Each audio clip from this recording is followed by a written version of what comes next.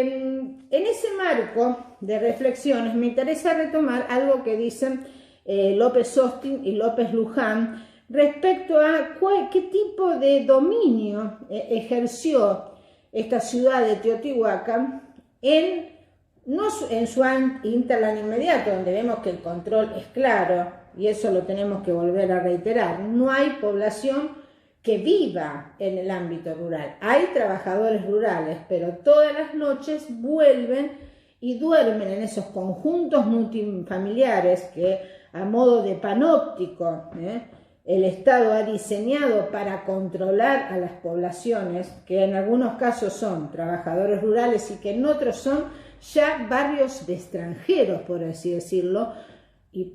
a modo informativo digo, en el marco de la ciudad de Teotihuacán había grandes barrios de población no teotihuacana, pero ni siquiera del Valle de México. Estoy hablando, por ejemplo, del gran barrio de veracruzanos o el gran barrio de oaxaqueños, donde claramente se han diferenciado esos dos barrios de extranjero a través de utensilios de uso cotidiano y de una cerámica en particular concretamente. Pero vuelvo a decirlo, con relación a este papel del intercambio en el desarrollo del Estado teotihuacano, en su complejidad, pero también para pensar el dominio o eso que para algunos fue la influencia o la expansión teotihuacana, López Austin, sin poner énfasis en eso, sin hablar de una expansión de corte militarista, pero sí podríamos pensar en esto que en algún momento llamamos un horizonte cultural o una marcada tendencia a adoptar ciertos elementos teotihuacanos. Ellos van a decir, y voy a citar esto: la metrópoli del centro de México ejerció un dominio no necesariamente basado en la sujeción militar, sino en la inclusión de sus contemporáneos en un vasto sistema de intercambio. Esto es importante porque hay que marcar con toda claridad que durante siglos este centro de Teotihuacán no solamente produjo, sino que también exportó básicamente manufacturas que van a ser asociadas a ciertos boatos de otras élites regionales, como por ejemplo los elementos de obsidiana y particularmente de obsidiana verde y cierta cerámica vinculada a lo ritual. Esta presencia de mercancías, de productos elaborados, logrados en estos centenares de talleres artesanales que están dentro de esta gran metrópoli, llegaron a regiones bien remotas, dando lugar a poder tener una dimensión más o menos cercana a lo que implicaba este intercambio mercantil. Ojo, no comercial. Vuelvo a decir esto porque las lecturas hablan de comercio. Nosotros hablamos de tráfico a larga distancia o de tráfico mercantil, pero sabemos que no podemos hablar de comercio por esta cuestión de la ausencia de elementos que nos permitan decir que se ha terminado con una economía natural y se ha empezado una economía de tipo monetario y demás. Esto es un proceso que está ausente en las sociedades en las cuales nosotros trabajamos. Y va a haber en algunos casos bienes con valor de intercambio, ¿no? Pero bueno, volviendo a este tema, este sistema de control de intercambio que ejerce el Estado teotihuacano, que lo retroalimenta y que a la vez retroalimenta el control de las redes de intercambio, tiene varias facetas. Una de ellas es la presencia, decíamos, en lugares bien remotos de elementos teotihuacanos que están constituyendo parte del poder material de esas élites regionales. Entonces, en este sentido, la producción especializada lograda en Teotihuacán no solamente está involucrada en lo que nosotros podríamos pensar en un nivel analítico económico, sino también en lo político y en lo social.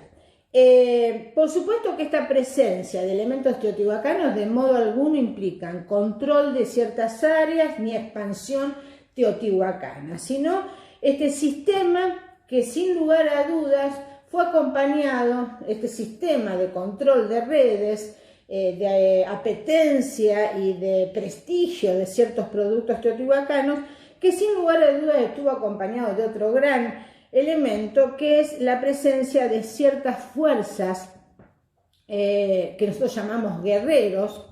Preferimos hablar de guerreros y no de ejército, por toda la carga que implica un concepto totalmente extrapolado, de fuerzas guerreras teotihuacanas que acompañaban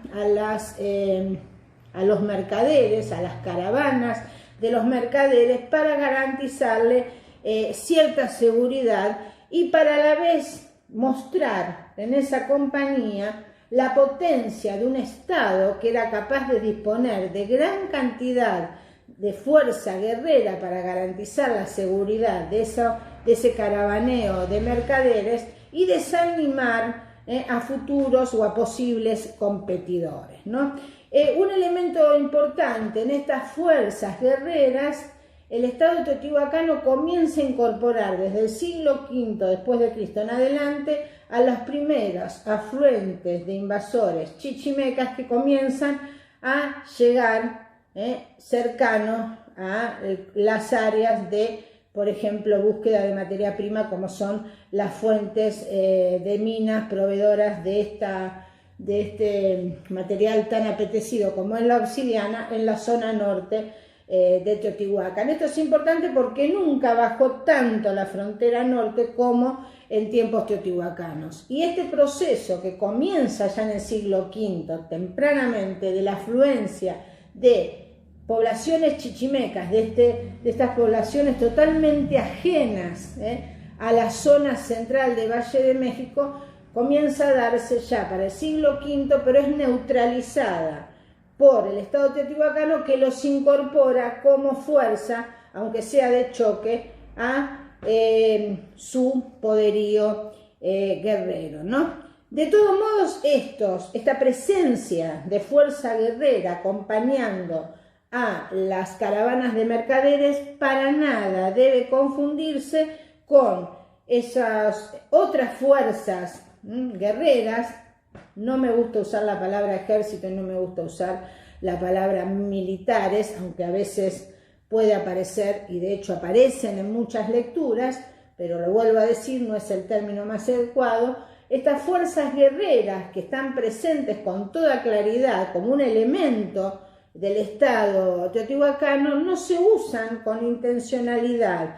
expansionista en búsqueda de conquistas de territorio y de tributación, como sí lo vamos a ver en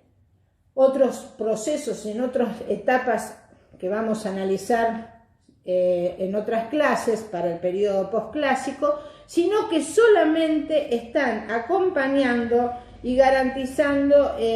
seguridad a los mercaderes. De todos modos, está claro que ya para el clásico tardío y en este cambio que antes ya señalé de secularización del Estado, están dando cuenta que una de las grandes bases también que comienzan en los últimos momentos a acompañar al Estado teotihuacano ya no es lo teocrático, sino lo que generalmente se llama lo guerrero y que muchos autores han llamado lo militarista, ¿no? ¿Y esto por qué lo matizamos? Porque si bien la presencia de la imagen guerrera teotihuacana está con toda claridad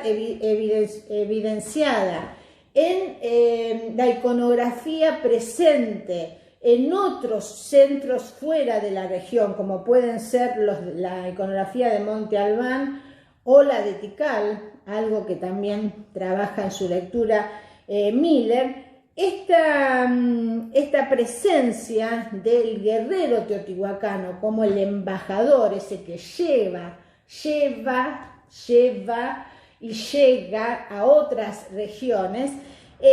no tiene que ver con el guerrero que conquista, sino que tiene que ver con esas funciones protectoras del tráfico mercantil. Y esto lo decimos porque si bien son portadores de armas, es decir, sabemos que son guerreros porque son hombres armados, nunca están ni en contiendas bélicas, ni sometiendo a conquistados, ni en actitud de beligerancia, sino acompañando a los mercaderes. Esto es muy importante que lo tengamos en cuenta porque